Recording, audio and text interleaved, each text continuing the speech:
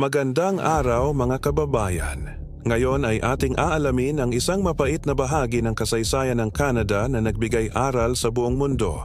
Nakilala ninyo na ba ang tinatawag na Ken and Barbie ng Canada?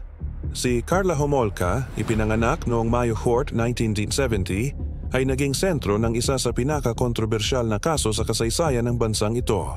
Sa unang tingin, si Karla ay isang karaniwang magandang dalaga. May matamis na ngiti at nakakaakit na personalidad. Ngunit sa likod ng kanyang magandang anyo ay may nakatagong madilim na lihim.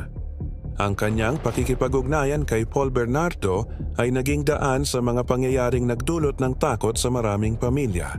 Matapos ang mga insidente, gumawa siya ng kasunduan sa korte na nagbigay sa kanya ng mas magaan na parusa. Ang kwentong ito ay nagsisilbing paalala sa atin na hindi lahat ng nakikita natin ay siyang totoo. Ang magandang mukha ay maaaring nagtatago ng malalim na sikreto. Kaya naman, maging mapanuri tayo sa mga taong nakapaligid sa atin. Salamat sa inyong oras. Kung gusto nyo pang malaman ang iba pang kwentong nagbibigay aral, huwag kalimutang mag-subscribe sa aming channel at pindutin ang notification bell. Hanggang sa muli!